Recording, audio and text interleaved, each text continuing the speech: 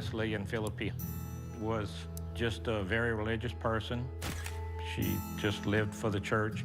My Aunt Lil was a very caring person. She enjoyed her friends.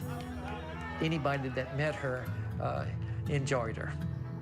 Miss Lillian would have never been an obvious target for anyone.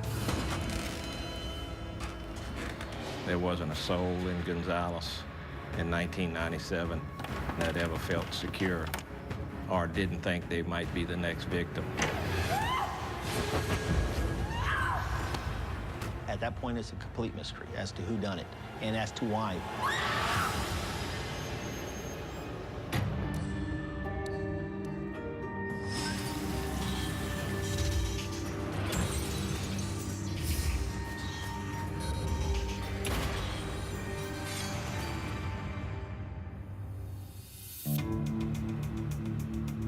"71-year-old Lillian Philippi has been looking forward to today for a long time. She and her sister-in-law have been planning to go on a religious retreat in Mississippi. In spite of their plans, Lillian is a no-show, and repeated calls to her home are going unanswered. And if you know Lillian Philippi, that's reason enough to be very concerned. My Aunt Lil was a very dependable person, so when she didn't show to pick up my mom for the outing that they were going on, my mom knew that something was wrong there. My mom called my uncle, and he went, and he had a key. Lillian's brother-in-law, Dr. Doyle Philippi, knows this house like the back of his hand. But this visit is different from the countless other ones he's made. Even for the home of a lonely widow, this house is eerily silent.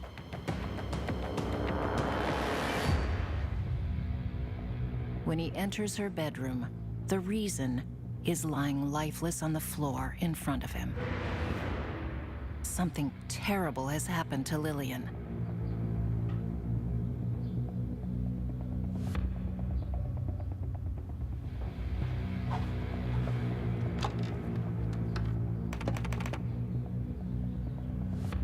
The phone is dead, so Dr. Philippi rushes to a neighbor's house to call police. Calls like this are few and far between for the sleepy town of Gonzales, Louisiana. So it's all hands on deck. And that includes Police Chief Bill Landry. Being a longtime family friend of the Philippines, I immediately responded to the scene with the other officers of the Gonzales Police Department. In Gonzales, the crime rate was very low, so we had our little burglaries and our misdemeanor thefts and those sorts of things, but nothing to the nature of what we experienced with Miss Lillian Philippi.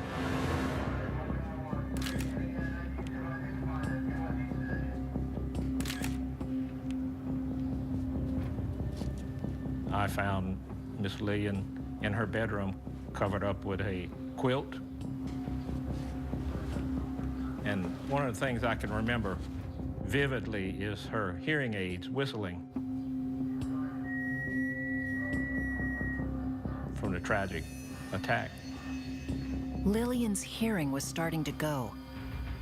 It's heartbreaking to think that if someone broke into her home, she may not have heard them until it was too late.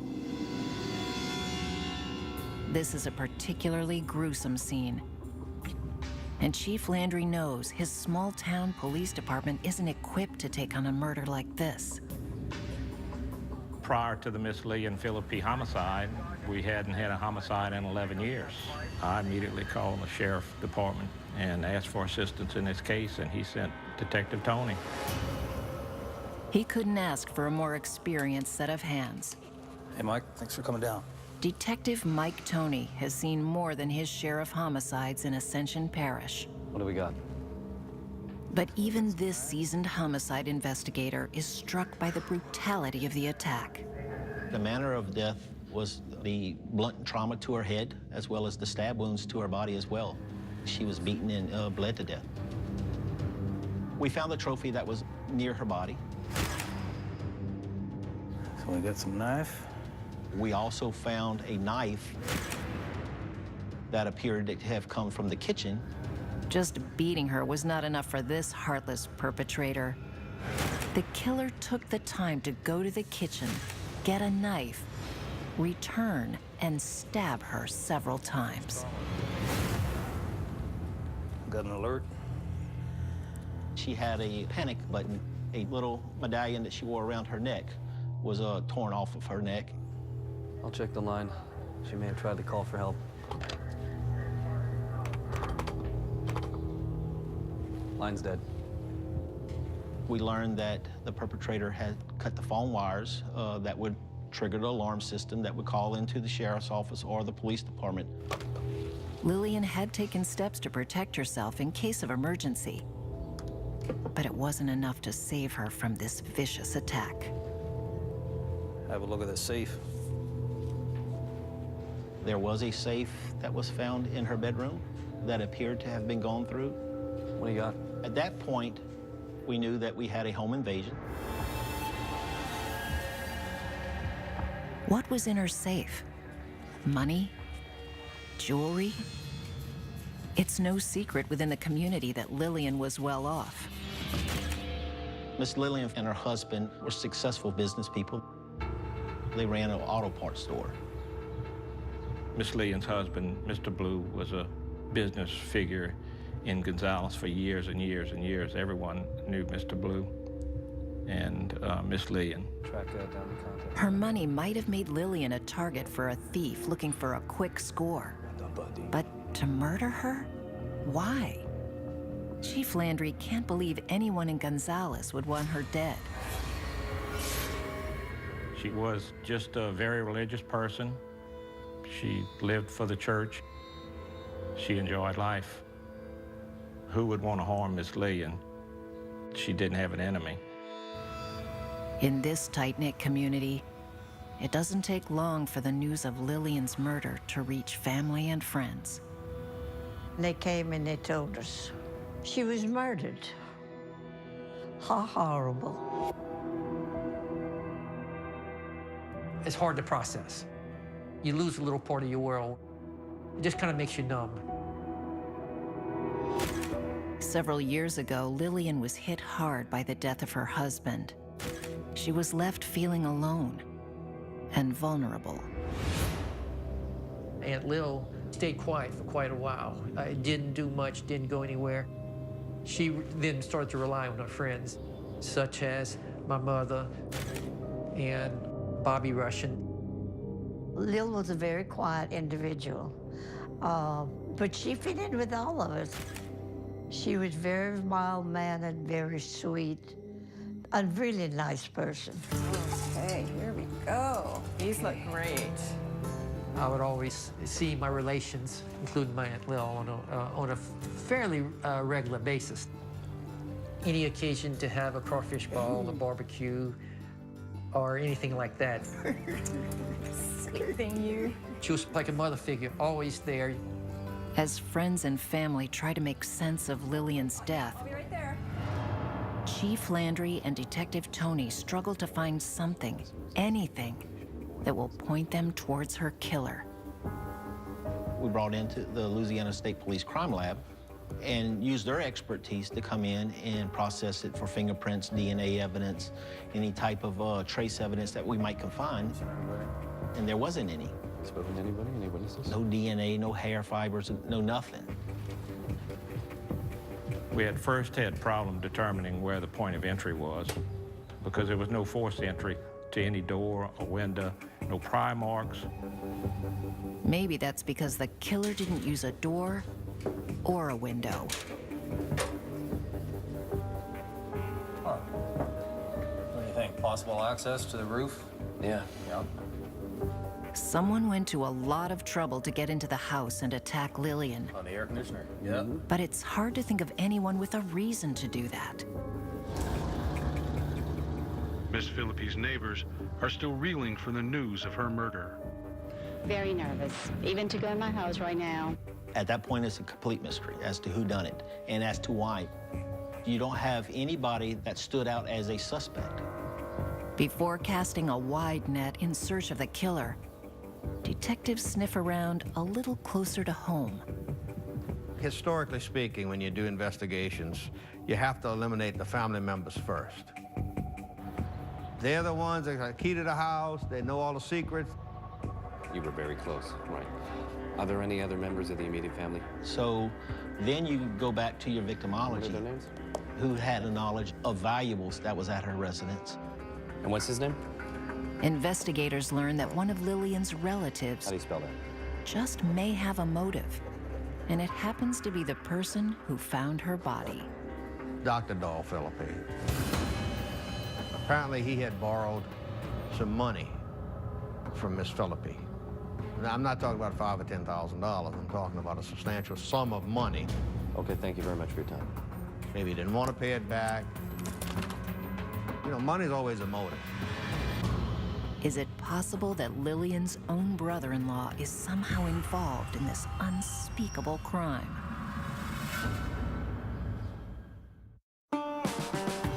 Deep in southern Louisiana, between New Orleans and Baton Rouge, stretched along the Mississippi River, is Ascension Parish.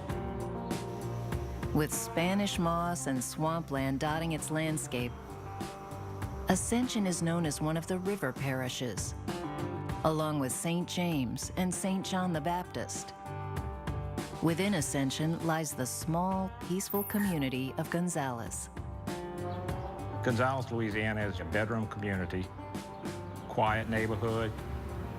We pride ourselves on our food. It is the jambalaya capital of the world, part of our heritage. It's very close-knit. I think at one time we knew everybody that had a business there. But in the spring of 1997, for the first time in more than a decade, one of Ascension's citizens has been murdered. 71-year-old Lillian Philippi. People of the community would never expect something like this to happen to such a well-known person in the community there. So it was a shock.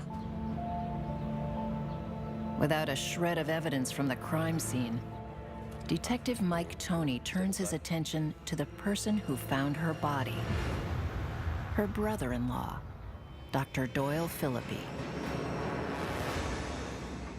Dr. Philippi was questioned because there was some money lending.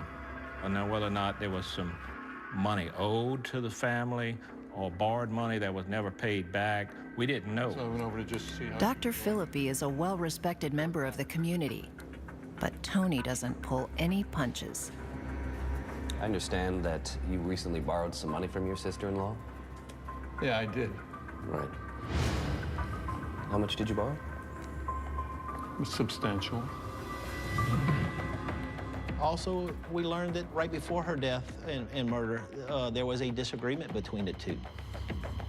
This isn't a handout. Why are you making such a big deal of this, Lillian?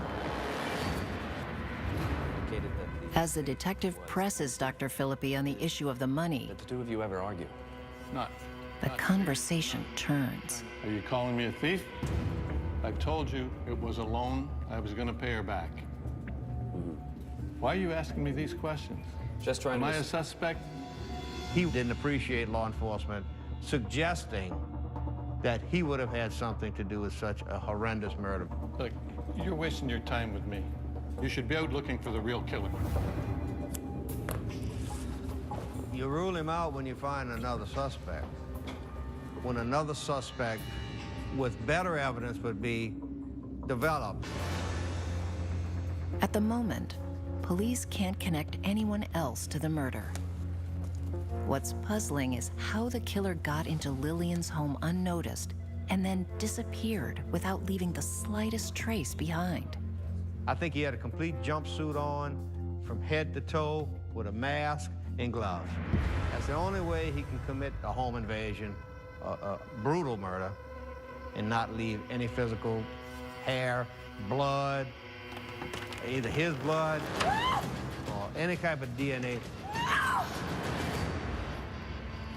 Investigators keep digging, looking for anything they might have missed. For Lillian's family, though, it's time to say a very tough goodbye. At the funeral home, large visitation there. A lot of grief. A large outpouring of sentiment and of encouragement. You sympathize with them because they're victims as well. They had a loved one that got brutally murdered.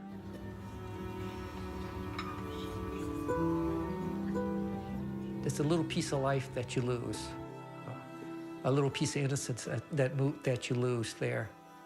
In Lillian's life, friendships ran deep. There's no shortage of happy memories to keep her spirit alive.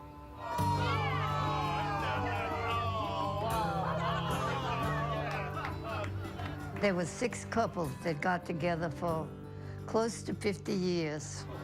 It was called the MED, Meet, Eat, and Drink. We do it every month. This monthly social is a place where Lillian can let her hair down. It's her extended family. They love to argue with each other. Am I the only one serious about playing here? Too many people got on one side of the argument, someone would jump to the other side just so to keep the argument going. And of course, that was part of the enjoyment of it all, because even though they argued, they still cared for each other greatly. Along with her MED friends, Lillian's memorial is attended by her church group and, of course, her family, including Dr. Doyle Philippi, a person of interest in Lillian's case. What I remember about my uncle, he was more frustrated with the progress of the case than anything else there. Obviously, he was angry as well and wanted to find the guilty party.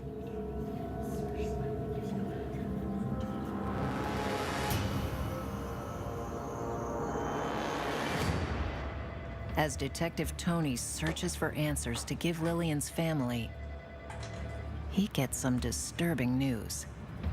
Hey, Tony. Yeah. Did you hear it happened in St. John? No, what happened? A wealthy couple murdered in their home.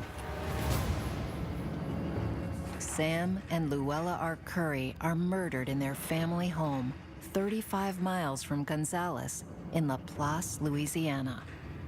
They were attacked in their home and hacked and slashed with this briar hook. In just a month's time, 3 innocent people have been murdered in their own homes. What's going on in Louisiana's river parishes? In the spring of 1997, the murder of 71-year-old Lillian Philippi is turning out to be quite the unsolvable mystery for investigators in Ascension Parish, Louisiana. Some point to Lillian's brother-in-law, Dr. Doyle Philippi, as a suspect. He discovered her body and owed her a lot of money. This isn't a handout. From everything that we learned from Mr. Doyle, Thank you for your time, Dr. Doyle. there was nothing never linked him to Miss Lillian's death. After clearing Dr. Philippi, they have no one else to investigate. Then, a month after her murder, 35 miles south of Gonzales, in Laplace, Louisiana, 76-year-old Sam R. Curry and his wife, 69-year-old Luella, are found bludgeoned to death. Just like Lillian, these well-to-do seniors are killed in their own home. Detective Tony can't help but wonder, are the 2 crimes connected? They are, again, successful business people, wealthy. It seemed that the perpetrator was looking for something of value. The R. Curry's wealth isn't the only similarity to Lillian's case. Once again, the killer leaves no physical evidence behind. You've got mounting humans being brutally killed and no suspects and no evidence. For Detective Tony, it brings to mind another recent case. The unsolved murder of 41-year-old Victor Rossi in the town of Saint Amand in Ascension Parish. I was a part of that investigation as well, and knew of Victor Rossi's murder, knew how it happened. The killer used a baseball bat to beat his victim to death, stole large sums of money from his home, and then sped away in Victor's car. Incredibly, there's a connection between Victor Rossi and Lillian Philippi. Vic Rossi. I knew him personally, as well as he did business with my Uncle Blue as well. He was a customer of the business. That's not all Tony uncovers. 5 months after Rossi is killed, 58-year-old Barbara Bourgeois is found murdered in her home in the nearby St. James Parish town of Paulina. Once again, the killer uses whatever weapon can be found in the victim's house. Barbara is savagely beaten with a vacuum cleaner. And like Lillian Philippi's murder, the killer cut the phone lines to Barbara's home. A series of deadly home invasions. But the murders are being investigated in separate parishes. Detectives are working in a bubble. Unexplained murders are terrifying residents in the river parishes. You hear about it on the news, but it's not like we receive any phone call, hey, we heard about y'all's crime up in Ascension Parish. Can we share some information? That didn't happen at this point in time. Nobody really talking to each other because nobody thinking that it's all together. But just 5 days after the Arcuris are killed, there's yet another murder. 55-year-old Joan Brock is found stabbed to death in her Laplace home in St. John the Baptist Parish. The perpetrator actually attacked her with a large knife. The similarities between this murder and the others are impossible to ignore. Miss Joan Brock, her and her husband, lived in a very nice residential area in St. John Parish. They also owned a auto repair shop. So we had a home invasion, we had a lady was murdered, had a safe taken, had a car taken. Things started to all fit in to show that whoever committed these attacks was one and the same. There was some association either by friendship or business. In just under 7 months, there have been 6 murders in the river parishes. It can't be random. There's something far more terrifying going on here. At that point in time, we start reaching out to the other agencies, St. John, St. James, and saying, hey, look, let's talk. City problem. They form a task force You share with us, we share with you. Langley? to try and figure out what is it. Are they similar? Are they connected? Then you start seeing some similarities. The type of weapons of opportunity that was used, the type of people they are. As the task force exchanges information, the overwhelming evidence reveals a deadly pattern. What you all have in front of you, without a doubt, points to that. He fits the model of a serial killer. What truly disturbs members of the task force is that the length of time between the murders is shrinking. The killer is speeding up. We're gonna have to catch this guy real quick. I mean, everybody actually was scared. They didn't know who was next. Worried residents say they're staying in their homes at night and keeping their families close. It's always been peaceful, quiet. You don't have this kind of murder in this area. As investigators from across the river parishes struggle to catch a killer, pressure gets cranked way up with yet another attack. Leonce and Joyce Millet become the killer's latest targets. And there's another frightening connection to Lillian's murder. What was odd about the attacks of both the Millet and the Philippines, they belonged to the same dinner club. Leonce and Joyce are lifelong friends of Lillian Philippi, members of her Meet, Eat, and Drink Club. Now, everyone who was part of Lillian's inner circle worries. Could they be the serial killer's next target? When you left out of your house, you make doggone sure it was locked. The Miettes are hit with shotgun blasts at point-blank range. Miraculously, they survive. Leonce even manages to call 911 before falling unconscious. You had 2 surviving victims that you hoped could tell us who this person was, as well as maybe hopefully describing them.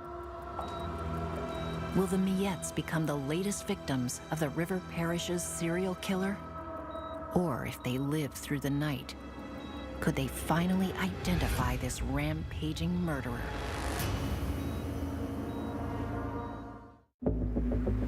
A serial killer has been terrorizing Louisiana's river parishes for the past 6 months, targeting wealthy citizens in their homes, including Lillian Philippi, her friends Leonce and Joyce Miette, and 5 others. The Miettes are the only victims to survive their encounter with the killer.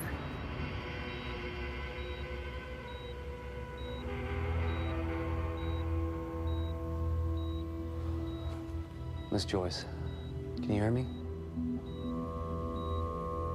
Recovering in intensive care, they agree to meet with investigators. Joyce was a very lovely person. I just wanted to see if you could help me answer some questions. Mr. Leonce, he was a very successful businessman. How Joyce Miette was shot in the jaw. was it your husband? For Detective Mike Toney, it makes for a challenging interview. Mrs. Miette couldn't talk because of her injuries. So we did some passing notes back and forth to give us some general knowledge about who this person was and to describe them. Fighting through unimaginable pain, Joyce describes her attacker as a river rat. Slang for people who live along the Mississippi corridor. Thank you, Mrs. Joyce. Leonce musters what strength he can What was distinctive about his nose? to help police put together a composite sketch of the attacker. Mr. Miller? Yeah, that looks more like, yeah.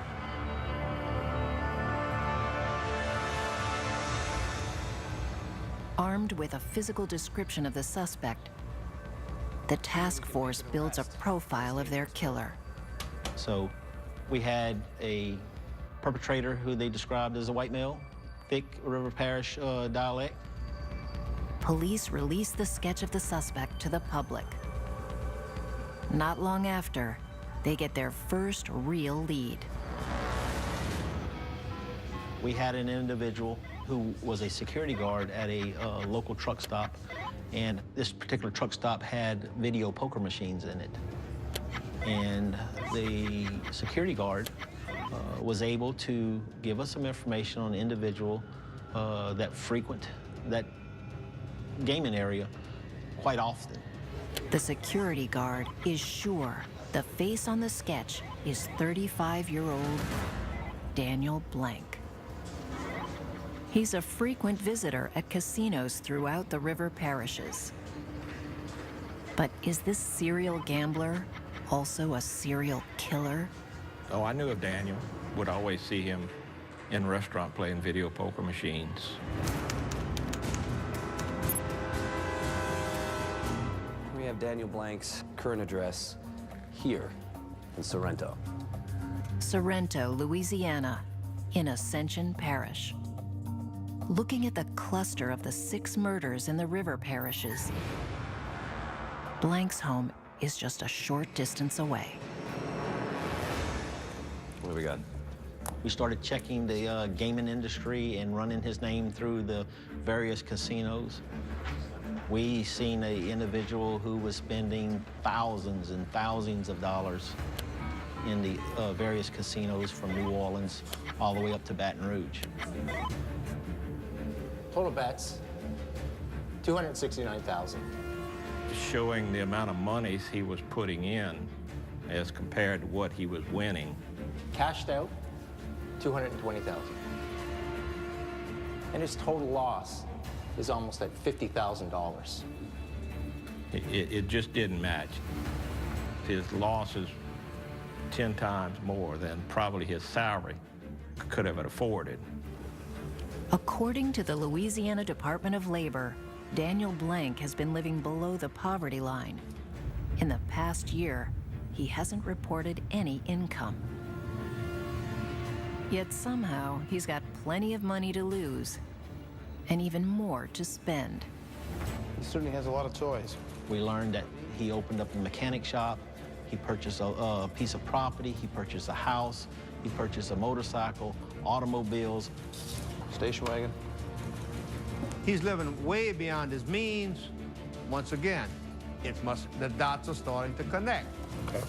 But investigators will need more than suspicious spending habits before they accuse someone of being a serial killer. Daniel Blank doesn't have a criminal history. He doesn't fit a person that you would think that would be committing these crimes. Detective Tony wants to meet this big spender for himself. He heads to Blank's last known address to see if he can uncover anything that might tie him to the 6 murders.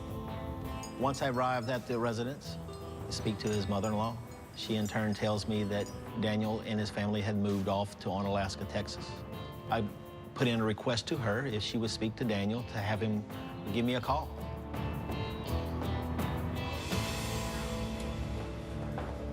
Hey, did you get that forensic report? Hold on, I got that. Just after returning to the sheriff's office, Tony's phone rings. Hello. Yeah, you want to talk to Daniel Blank? It's Daniel Blank. Mr. Blank, yes, hi. Detective Tony. Very surprised because you got a guy that is a good suspect and he returned a phone call. I'm telling him that I want to talk to him. We know that you have been spending a lot of money in the gaming industry, and we want to ask you about that. We also want to talk to him concerning these homicides. Are you ever going to be back to Louisiana? Yeah. He ends a phone conversation with, I'm going to be back in our area. All right, thanks very much for your time. On a specific date and time, and then y'all can talk to me then.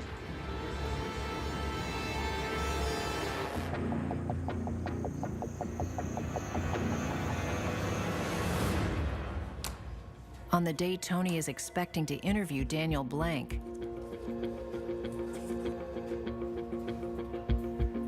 the hours slowly tick by. Blank is a no-show.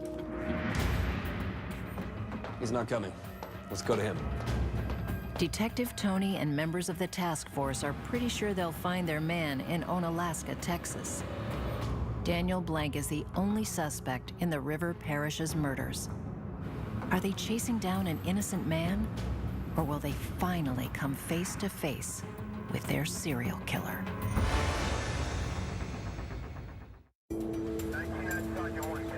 For more than 7 months, investigators in 3 parishes along the Mississippi River in Louisiana have been trying to solve 6 seemingly connected murders.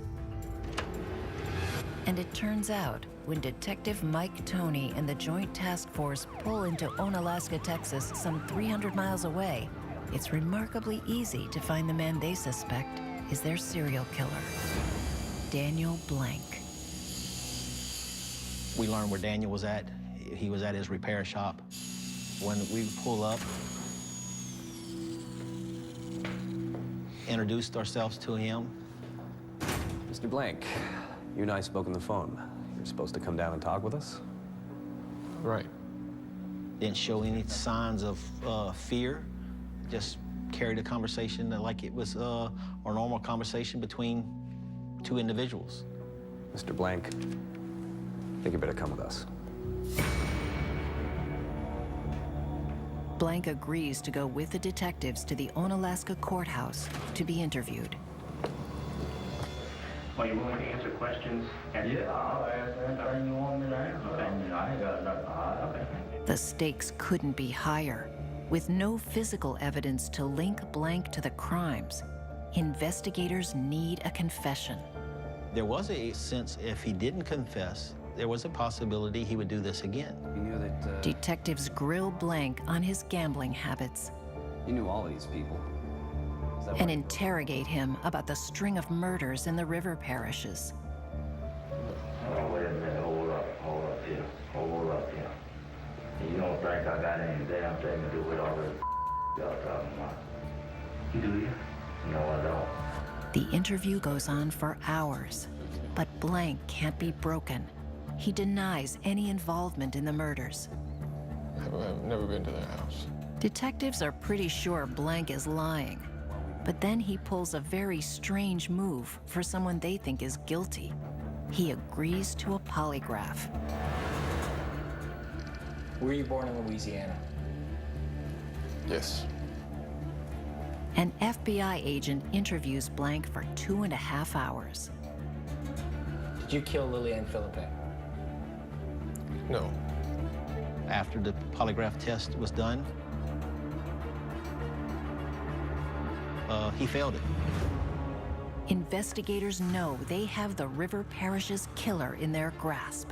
They can't let him slip away. They change their strategy by going straight to the heart. They raise the memory of Blank's recently deceased mother. And I know your mama wouldn't be proud of you if she knew you were lying and didn't own up to what happened. Talking to him that, hey, look, no matter what you've done at any point in your life, your mother will always be your mother. She will always love you. Okay, listen, it's all right. I know she was close to you, okay? I know she was close to you. I know it hurt. And he started crying. It's all right. It's all right. He just opened up, kind of like you read about every serial killer out there. Once they start confessing, they don't shut up. Blank gives up details about the bloody crimes in the river parishes only the killer could know. And I grabbed it and I hit her with it. You remember what it was? Could have been some kind of troll field. Once he confessed to them and gave us great detail as to all the cases, there was no doubt Daniel Blank was the person who committed these crimes. They learn that Blank knew Lillian Philippe. The sometime mechanic bought car parts from her husband's auto shop.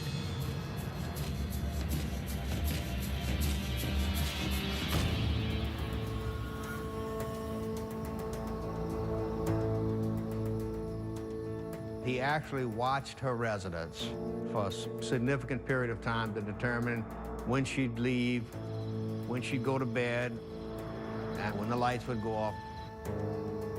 He circumvented the alarm system and got into the residence.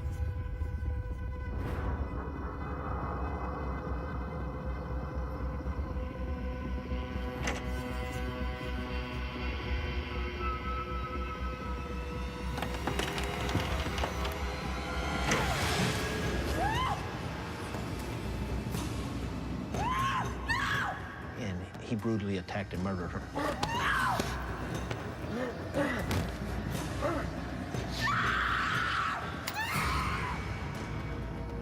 It was as if Mr. Blank enjoyed beating and killing somebody.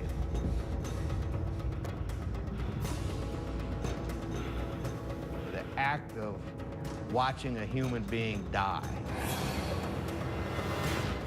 Then, to make sure she's dead, takes a knife from the kitchen and then stabs her.